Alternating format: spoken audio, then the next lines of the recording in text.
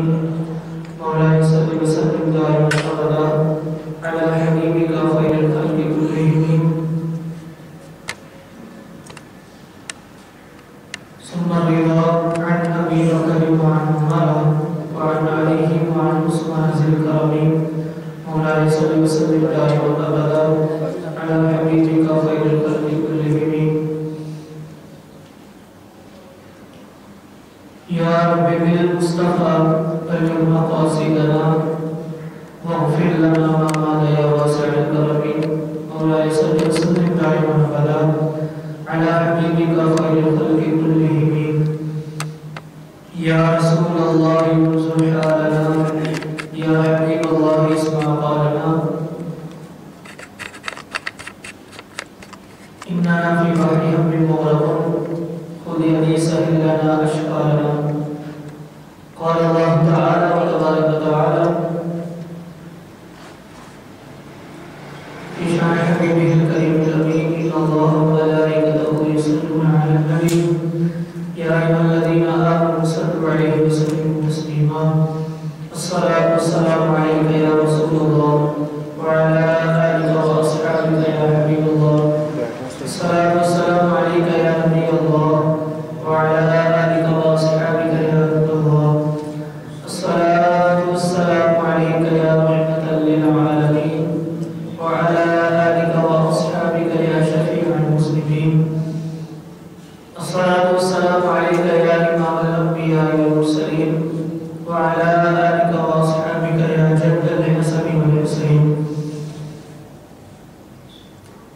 وہی اصل مقام ہے وہی لا مقام ہے مقام کیا شے انداز بیان ہے خضر کیا بتائے کیا بتلائے گرماہی کہے دریا کہاں ہے مٹا دیا میرے ساقی نے میرا عالم محمد پلا کے مجھ کو میں لا الہ الا ہوں الحمدللہ ذالک اللہ پاک کے کرم سے جمعہ مبارک کا بابرکت دن ہمارے درمیان موجود ہے اللہ کریم اس دن کی برکتوں سے ہم سب کو مالا مال فرمائے اور جو سنے سنائے اللہ کریم عمل کرنے کی بھی توفیق عطا فرمائے آپ سن رہے ہیں اور جہاں کہیں ہمیں سن رہے ہیں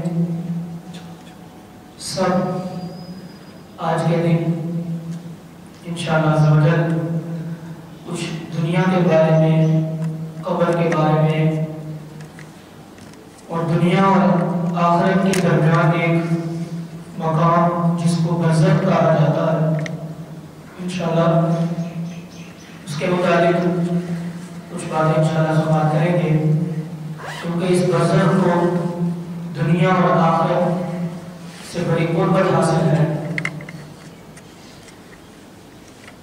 کیونکہ انسان دنیا میں آتا ہے اپنے معاملات کرتا رہتا ہے اپنی عقل کے مطابق اپنی سمجھ کے مطابق اور ساتھ ساتھ کوشش کرتا ہے کہ انسان کی ان اعلیٰ انسان کے تمام معاملات اس کے اچھے گزرتے ہیں کیونکہ اس لیے نبی پاک صلی اللہ علیہ وسلم کی طرز زندگی پر یہ کچھ لوگ ایسے ہوتے ہیں کہ جو اس طرح معاملات گزارنا چاہتے ہیں اور کچھ لوگ ایسے ہوتے ہیں کہ ان کو دین اور دنیا سے کوئی سروکار نہیں ہوتا صرف اپنی عقل کے مطابق اپنی سوچ فکر کے مطابق زندگی گزارتے ہیں تو پتہ یہ چلا دنیا کے اندر دو طرز کے لوگ ہیں ایک تو آقا کریم صلی اللہ علیہ وسلم کی طرز پر آپ کی سنت کے مطابق زندگی گزارنا چاہتے ہیں اور دوسرے وہ لوگ ہیں جو اپنی سمجھ کے مطابق گزارنا چاہتے ہیں دونوں میں بڑا فرق ہے اور دونوں کا مقام الگ الگ بیان کیا گیا قرآن اور حدیث پاک میں کہ دونوں دنیا کے اندر زندگی تو گزار دیتے ہیں لیکن جب دنیا سے جاتے ہیں ان کے ساتھ جو معاملات ہوتے ہیں وہ قرآن پاک نے اور حدیث پاک نے واضح طور پر اس کے بارے میں ہمیں ارشاد فرمایا ہے اس کے متعلق بھی انشاءاللہ سنیں گے لیکن یاد رکھیں ہر شخص کی ایک زندگی مقرر ہے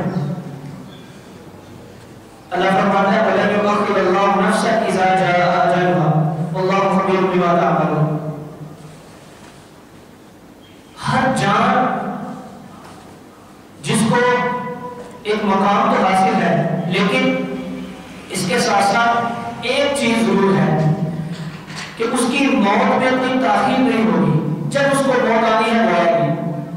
جب اس کے ساتھ اسرائیل علیہ السلام نے وہ معاملہ کرنا ہوگا جس کا اللہ پاک نے حکم ارشاد فرمایا، تو وہ جتنا مرضی طاقتور ہو، جتنا مرضی وہ غریب ہو، جتنا مرضی متقی پرہیزگار ہو، جس مقام پر مرضی پہنچا ہوا ہو، لیکن اس کی موت ضرور ہے۔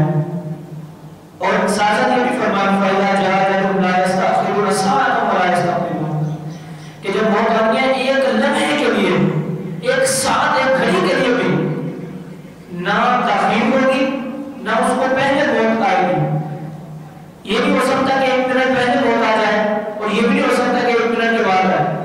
جو موت لکھی ہے، جس وقت میں، جس لمحے میں، جس حالت میں، بیماری میں ہو، تندرستی میں ہو، کسی حالت میں وہ موت ضرور آئے گی۔ تو موت کے آنے کے بعد جو مراحل پیدا ہوتے ہیں اس کو عالم برزخ کہا جاتا ہے۔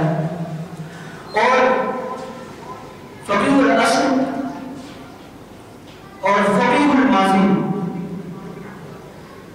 حضرت علامہ مولانا اعلیٰ حضرت امام احمد رضا بریلوی رحمۃ اللہ تعالیٰ علیہ فتاوی مذہبیہ میں ارشاد فرماتے ہیں کہ عالم برزخ کو دنیا کے ساتھ ایسے نسبت حاصل ہے جس طرح ایک ماں کے پیٹ کے اندر بچہ ہوتا ہے، اس بچے کو دنیا کے ساتھ نسبت حاصل ہوتی ہے۔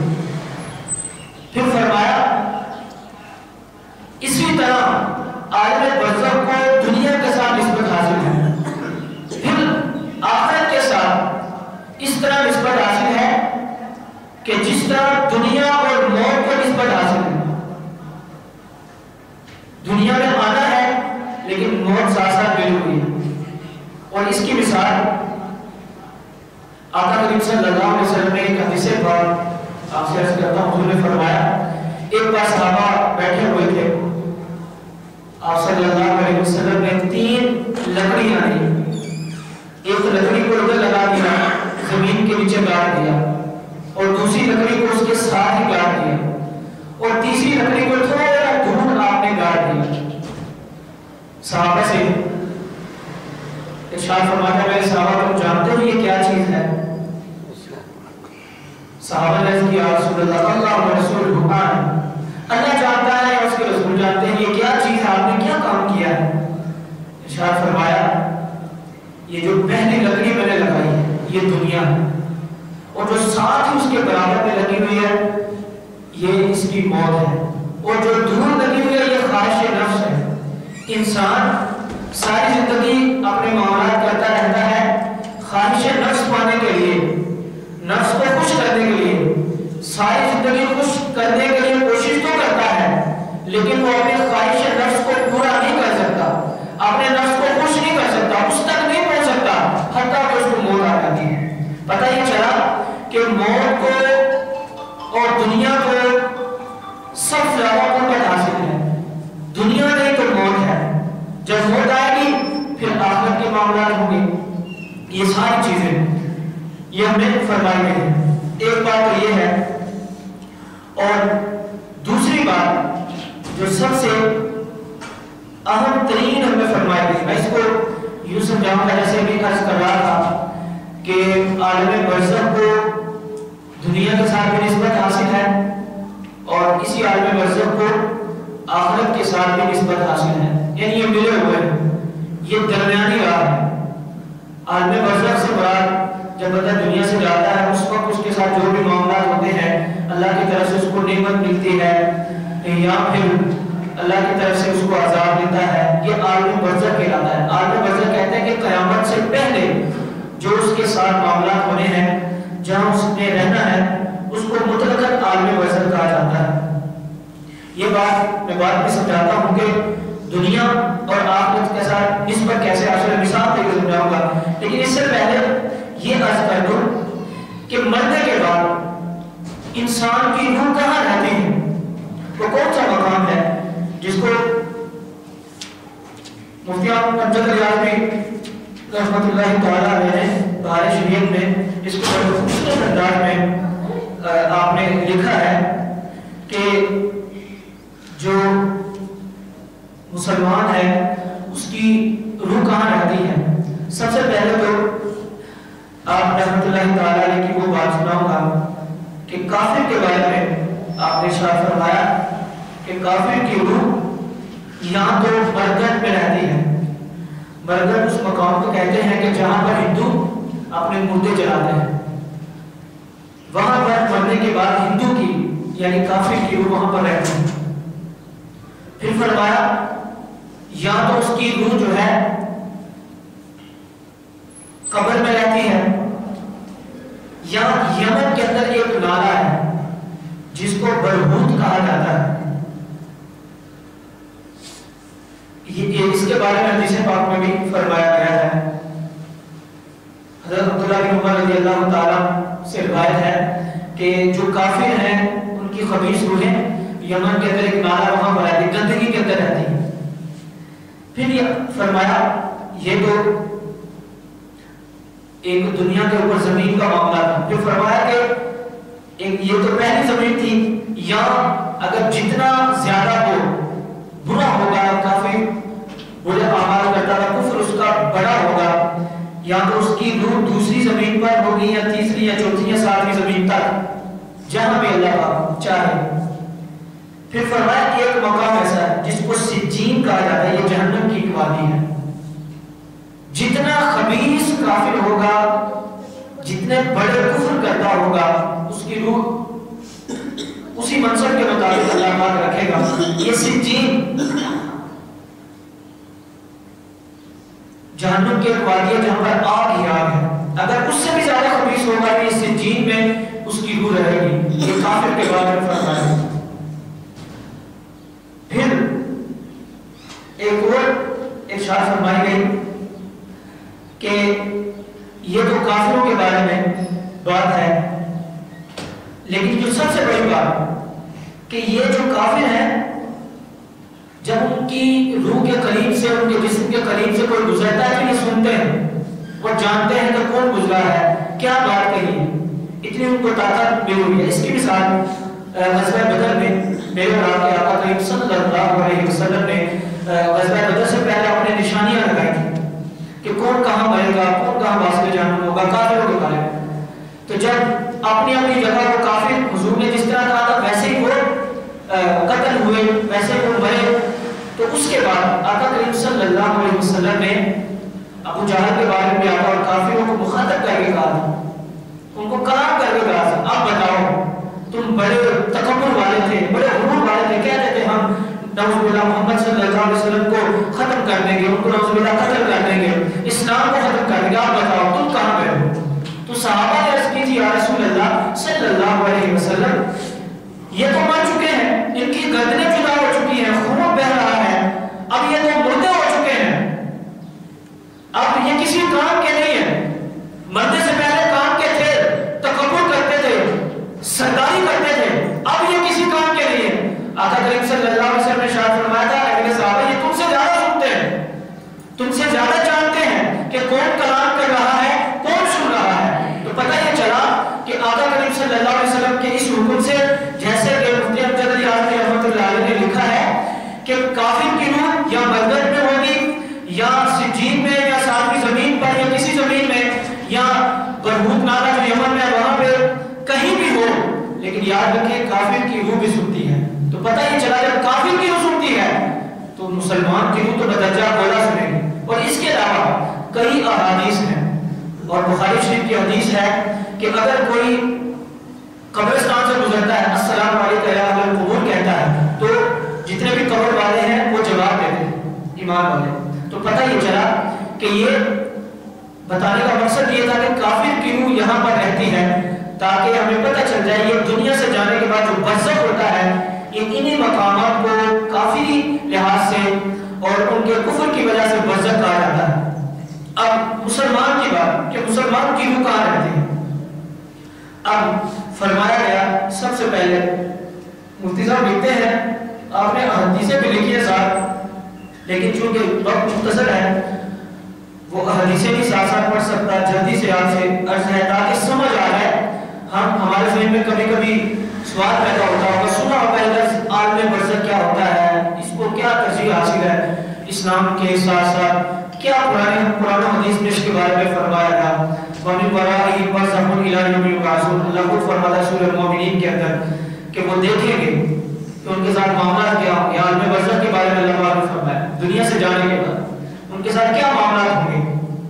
اب اسلام پر مرتا ہے، جو مسلمان مرتا ہے، اس کے بارے میں فرماتا ہے سب سے پہلے اگر کوئی مسلمان ہوگا، عام مسلمان جس کو کہا جاتا ہے، جو عام زندگی گزارتا ہے، اس کے بارے میں کہا کہ اس کی روح قبر میں رہتی ہے. سب سے پہلی بات، اگر کسی کا مقام تھوڑا بلند ہوگا، نمازی ہوگا، نیکوکار ہوگا، توبہ کرنے والا ہوگا، اللہ کی بارگاہ میں اگر تھوڑا مقام حاصل ہوگا تو اس کی روح زمزم کے کنویں کے اندر رہتی ہے. زمزم کے کنویں، یہ بھی حدیث پاک میں فرمایا ہے. حضرت عبداللہ بن عمر رضی اللہ تعالیٰ عنہ اس کے راوی ہیں کہ چاہے زمزم کے اندر، یعنی زمزم کے کنویں کے اندر مسلمان جب دنیا سے جاتا ہے اس کی روح رہتی ہے. پھر تیسرا فرمایا کہ بعض ایسے لوگ ہوتے ہیں کہ ان کی روح زمین و آسمان کے درمیان رہتی ہے، کہ اللہ کی بارگاہ میں مقام حاصل کیے ہوتے ہیں. پھر فرمایا بعض ایسے ہوتے ہیں کہ دوسرے آسمان پر، پہلے آسمان پر، تیسرے، چوتھے، پھر ساتویں تک جتنا ان کا مقام بلند ہوگا اتنا ہی اللہ پاک کی روح کو بلندیاں عطا فرمائے گا. پھر ارشاد فرمایا کہ بعض ایسے ہوتے ہیں کہ ان کی روح آسمانوں سے بھی بلند ہوتی ہے. اور یہاں تک فرمایا کہ زیر عرش کے نیچے ایک کنتیلے ہیں، وہ فانوس، وہ نور ہے، ان نوروں کے اندر، ان کنتیلوں کے اندر اللہ کے بندوں کی روحیں رہتی ہیں. یہ پھر فرمایا کہ جس کا مقام اس سے بھی بلند ہوگا ان میں سے ایسے ہیں کہ ان کی روح اعلیٰ علیین پر ہوگی، جو اس سے بھی بلند مقام ہوگا. اللہ اکبر. تو یہ 9 مقامات فرمائے گئے کہ پھر ساتھ ساتھ یہ بھی فرمایا گیا قبر میں رہے یا زمزم کے کنویں میں یا آسمانوں میں یا زمین و آسمان کے درمیان لڑکی ہو یا زیر عرش کے دلوں پر ہو یا اعلیٰ علیین پر ہو، کہیں بھی ہو، یہ جہاں چاہے، جس وقت چاہے، جہاں سیر کرنا چاہے اللہ کی عطا سے جا سکتی ہے. یہ روح ایسی ہے اور اس کی مثالیں بہت زیادہ موجود ہیں. اس کی مثال، سب سے بڑی مثال کہ اللہ کے بندوں کو نبی پاک صلی اللہ علیہ وسلم اپنی زیارت کرایا کرتے ہیں. حالانکہ وہ رہتے مدینے میں ہیں، لیکن ایک شخص 5000 کلومیٹر دور رہتا ہے مدینے سے، لیکن آقا صلی اللہ علیہ وسلم اس کو اپنی زیارت کرواتے ہیں. تو پتہ ہی چلا اس کے علاوہ بزرگ بھی، انبیاء بھی، صحابہ بھی، اولیاء بھی جو اللہ کے بندے ہیں، وہ جہاں چاہے جا سکتے ہیں، لوگوں کو زیارت کرواتے ہیں، لوگوں کے گھر میں آ سکتے ہیں جب چاہیں. یہ ہمارا عقیدہ ہے. ہاں کئی لوگ ایسے ہوتے ہیں، یہاں ضمن عرض کر دوں حاضر و ناظر کے بارے میں، یہ ویسے تو لمبا موضوع ہے لیکن بات چلی ہے تو عرض کر دیتا ہوں چونکہ روحوں کی بات ہے. حاضر و ناظر کے بارے میں لوگ کہتے ہیں کہ محفل میں بیٹھے ہوں، اینج لگتا ہے جیسے حضور آئے ہوئے ہیں، ایسے باتیں کرتے ہیں. یہ غلط بات ہے، یاد رکھیے گا. ہر وقت کئی لوگوں کا عقیدہ ہے شاید ہر وقت، ہر لمحے نعوذ باللہ نبی پاک صلی اللہ علیہ وسلم موجود ہیں، حضور یہاں پر ہے. یہ عقیدہ غلط ہے. ہاں حاضر و ناظر کہتے ہیں کس کو ہیں؟ اعلیٰ حضرت رحمۃ اللہ علیہ نے لکھا حاضر و ناظر کا عقیدہ یہ ہے کہ حضور مدینہ المنورہ میں تشریف فرما ہے، اپنی قبر انور میں ہے. ہاں جب چاہے، جس وقت چاہے، اللہ کی عطا سے جہاں چاہے جا سکتے ہیں. یہ عقیدہ حاضر و ناظر ہے. یہ نہیں کہ ہر وقت یہاں پر موجود ہے. یہ غلط بات ہے. ہاں اگر حضور چاہے تو ہماری خواب میں بھی زیارت کروا سکتے ہیں، اور حضور چاہے اب یہاں پر ہم بیٹھے تو ظاہری حالت میں بھی زیارت کروا سکتے ہیں، چاہے اللہ کی عطا سے. یہ کہنا غلط ہے کہ ہر وقت موجود ہے. یہ ضمن میں نے عرض کی آپ کی بارگاہ میں. تو پتہ یہ چلا کہ کافر کی روح بھی سنتی ہے، لیکن مسلمان کی، ایمان والے کی روح کو یہ منصب حاصل ہے کہ وہ جہاں چاہے، جس وقت چاہے اللہ کی عطا سے یہ اللہ پاک نے اللہ کے بندوں کو اپنے جو قرب میں جو بلکار اللہ کی صفت حاصل کیے ہوئے ہیں ان کو یہ مقام عطا فرمایا ہے. یہ تو مسلمان اور اس کے ساتھ ساتھ کافر کی روح کے بارے میں نے عرض کیا. لیکن اب یہ جو قبر کے اندر سوال ہوتے ہیں، کئیوں کے ذہن میں پیدا ہوگا سوال، یار یہ قبر کو شاید عالم برزخ کہا جاتا ہے، قبر کو عالم برزخ نہیں کہا جاتا. کیوں؟ اس لیے کہ اگر قبر کو ہم عالم برزخ کہیں تو مجھے بتائیں کچھ کافر ایسے ہیں وہ قبرستان میں دفن نہیں کرتے، وہ اپنے مردے کو جلاتے ہیں. اور کچھ ایسے عقیدے والے ہیں، پارسی ہیں، جیسے پارسیوں کے بھی کئی عقیدے ہیں. کچھ پارسی کو دفناتے ہیں، کچھ پارسیوں نے کنواں بنایا ہوا ہے وہاں پر اپنے مردے کو پھینک دیتے ہیں. اس طرح پوری روئے زمین میں کئی عقیدے ہیں. یہ اپنے مردے کو جلاتے ہیں یا کنویں میں پھینکتے ہیں، یا آپ نے دیکھا کئی نہر میں جو ہے نا وہ بہ جاتے ہیں، اور کئی جنگلوں میں وہاں پر ان کو جانور کھا جاتے ہیں. اب اگر قبر ہی عالم برزخ ہو تو پھر یہ جو سارے لوگ ہیں ان کا معاملہ کیا ہوگا؟ عالم برزخ کہتے ہیں کوئی نہر کے اندر، دریا کے اندر، سمندر میں مرے، اس کی لاش ملے نہ ملے، اس کو جانور کھا لے اس کی لاش ملے نہ ملے، اور اس کے ساتھ ساتھ کافر اس کو جلا دے، اس کی لاش ان کے ہاتھوں میں ہو نہ ہو، قبرستان میں دفن کیا ہوا ہو یا نہ ہو، اللہ پاک اتنا قادر مطلق ہے کہ اللہ پاک ان کے جسموں پر دوبارہ مار چڑھا کر، اگر وہ اللہ کے نیک بندے ہوں گے تو ان کو جنت کی صورت میں عالم برزخ میں وہ مقام عطا فرمائے گا. اگر وہ کافر ہوں گے تو ان کو جہنم کی صورت میں عالم برزخ میں وہی مقام ملے گا. تو پتہ یہ چلا قبر کو عالم برزخ ہم کہہ سکتے ہیں، اگر کہنا ہو کہ مسلمان ہے وہ کہہ دیتے ہیں، لیکن حقیقت یہ ہے کہ عالم برزخ ایک مقام ہے جس کو دنیا اور آخرت میں نسبت حاصل ہے. دنیا میں کیسے نسبت حاصل ہے؟ مثال دیتا ہوں. ایک بادشاہ تھا، بڑا امیر کبیر تھا، اس کو نئی نئی حکومت ملی. آپ جانتے ہیں جس کو نئی نئی حکومت ملی ہو نا وہ زیادہ تکبر میں آ جاتا ہے، جس کو زیادہ پیسہ مل گیا ہو، نیا ہے، وہ زیادہ اپنے آپ میں سمجھتا ہے. تو اس کو نئی نئی حکومت مل گئی، اس نے جشن منانے کا اعلان کیا، طرح طرح کے کھانے بنوائے، تاریخ کا اعلان کر دیا، پورے شہر والوں کو بلایا کہ آؤ میں بادشاہ بنا ہوں، آج جشن کا سما ہے، تمہیں کھانا کھلاتا ہوں. کھانا تیار ہو گیا، لوگ آ گئے، محل اس کا سج گیا، لوگ بیٹھے ہوئے ہیں. اب بادشاہ بڑا خوش تھا کہ آج مجھے حکومت ملی ہے، باقاعدہ خوشی کا دن تھا اس کے لیے. اب طرح طرح کے کھانے رکھے ہوئے ہیں.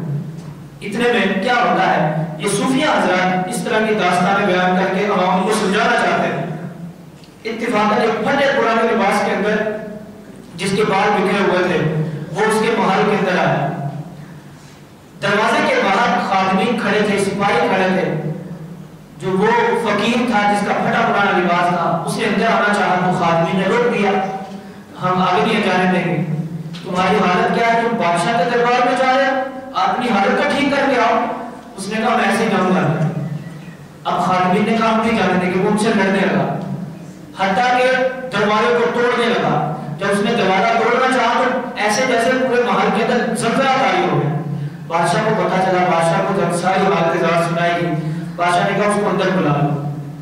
جب اندر بلایا، بادشاہ کے قریب آیا. بادشاہ وہی کئی قسم کے انواع جو کھانے تھے، کئی قسم کے وہاں پر رکھے تھے، وہ کھانے لگا. اس فقیر نے کہا بادشاہ رک جا. کہا کیوں؟ کہا آج تو میں کھانے نہیں کھانے دوں گا، آج تو جشن منانے والا تھا، جشن کا سما نہیں ہونے دوں گا. اس نے کہا تو کون ہوتا ہے مجھے روکنے والا؟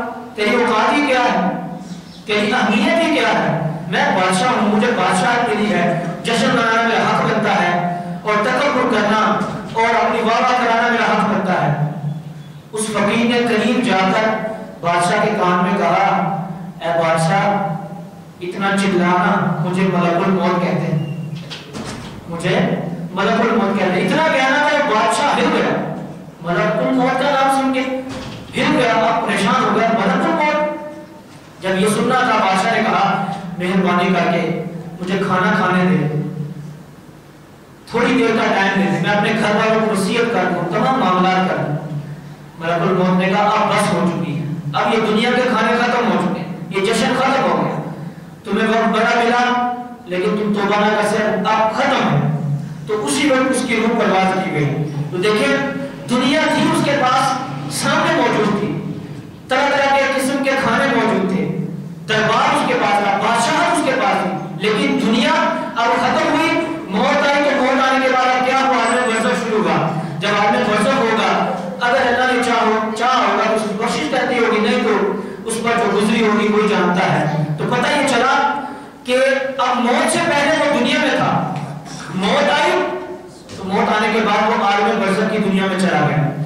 اس کے ساتھ ساتھ یہ تو دنیا سے نسبت حاصل ہے، ایک اور طرز میں آقا کریم صلی اللہ علیہ وسلم کی حدیث پاک ہے، میرے اور آپ کے آقا صلی اللہ علیہ وسلم کا فرمان ہے کہ صحابہ کے ساتھ آپ کہیں جا رہے تھے تو قبرستان سے گزرے، دنیا کو برزخ کے ساتھ اس طرح میں نسبت حاصل ہے۔ اس کی مثال یہ ہے کہ حضور جا رہے تھے تو دو قبروں پر عذاب ہوا، بخاری شریف کے حدیث پاک ہے۔ آپ صلی اللہ علیہ وسلم نے ایک درخت سے دو ٹہنیاں اتروائی، ایک قبر پہ ایک لگا دی، دوسری قبر پہ دوسری لگائی۔ آقا کریم صلی اللہ علیہ وسلم نے ارشاد فرمایا امید ہے کہ اللہ جب تک یہ ہری بھری رہے گی اللہ پاک ان قبروں سے عذاب کو ہٹا لے گا۔ ان دونوں پر عذاب ہو رہا تھا، صحابہ نے عرض کی یا رسول اللہ کیا عذاب ہو رہا تھا، کس وجہ سے؟ حضور نے ارشاد فرمایا ایک شخص وہ تھا کہ جو پیشاب کے چھینٹوں سے نہیں بچتا تھا، دوسرا لوگوں کی چگلیاں کیا کرتا تھا، اس وجہ سے ان پر عذاب ہو رہا تھا۔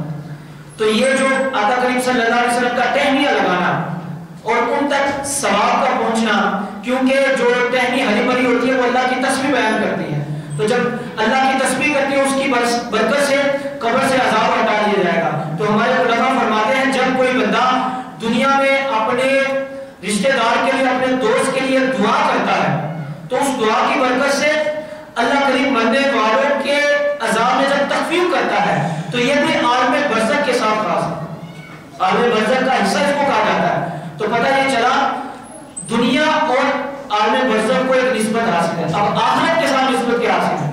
آخرت کے ساتھ نسبت یہ حاصل ہے دو طرح میں، ایک جہنم کی صورت میں، ایک جنت کی صورت میں۔ فرمایا گیا جب قبر میں بندہ جاتا ہے، قبر میں دفنا دیا جاتا ہے یا جیسے بھی مرتا ہے، کسی بھی حالت میں مرا، منکر نکیر ان سے سوال کرنے آتے ہیں۔ پہلا سوال کرتے ہیں من ربک، تیرا رب کون ہے؟ وہ اگر جواب دے دیتا ہے میرا رب اللہ ہے، پھر سوال کیا جاتا ہے مان دین کا، تیرا دین کیا ہے؟ وہ کہتا ہے دینیت اسلام۔ پھر کہتا ہے سوال کیا جاتا ہے کہ تیرا رب کون ہے؟ وہ کہتا ہے ربی اللہ۔ پھر میرے اور آپ کے آقا صلی اللہ علیہ وسلم کے بارے میں سوال کیا جاتا ہے ما كنت تقول في حق هذا الرجل، اللہ اکبر۔ اگر وہ عاشق رسول ہوگا، حضور سے محبت کرنے والا ہوگا تو وہ جواب دے گا وہ رسول اللہ، یہ اللہ کے رسول ہے، یہ جواب دے گا، یہ تو معاملہ ہے۔ لیکن جو کافر ہے وہ کہے گا ہر سوال پر وہ کہے گا ہی ہاتا لا ادری، میں نہیں جانتا، میری خرابیوں میں نہیں جانتا ہی، مجھے پتہ ہی نہیں، لا ادری کہے گا میں جانتا ہی نہیں۔ یہ چاروں سوالوں پر یہ جواب دے گا۔ جب چاروں سوالوں پر جواب دے گا کافر کے ساتھ معاملہ کیا ہوگا؟ کافر کے ساتھ معاملہ یہ ہوگا جب وہ جواب نہیں دے سکے گا اپنے کفر کی وجہ سے، اپنی گناہ گاری کی وجہ سے، پھر اس کے لیے سب سے پہلا کام یہ ہوگا کہ اللہ پاک اس کے لیے جنت کی ایک کھڑکی کھولے گا۔ کافر کی بات ہے، جنت کی کھڑکی کھولے گا، چند لمحے کھلے گی، نعمتوں کی برسات ہونے لگے گی، اس کے فوراً بعد وہ کھڑکی بند کر دی جائے گی، پھر اس کی الٹی جانب جہنم کی کھڑکی کھولی جائے گی، پھر عذاب ہونے لگے گا، پھر اللہ کی طرف سے حکم ہوگا اے کافر، اے گناہگار، اگر تو دنیا کے اندر مجھے مانتا، میرے دین کی پیروکاری کرتا، نیک اعمال کرتا، تسبیح تہلیل کرتا، محمد کریم صلی اللہ علیہ وسلم سے سچی پکی محبت کرتا، تو جو پہلے کھڑکی کھلی تھی وہ تمہارے لیے ہوگی، یعنی نعمتوں کی صورت میں۔ لیکن تم نے دنیا کے اندر اپنی زندگی کو برباد کر دیا، اپنے اعمال کو دھتکار دیا، نیک عمل نہیں کیے، اس سبب سے اب تم ہمیشہ ہمیشہ آخرت تک اور قیامت کے بعد بھی یہ معاملہ ہوگا، لیکن یہاں پر قیامت تک اب ہمارا عذاب ہے، وہ یہاں پر عذاب سہتا رہے گا، وہ سانپ ہوں گے، بچھو ہوں گے، جس کے بارے میں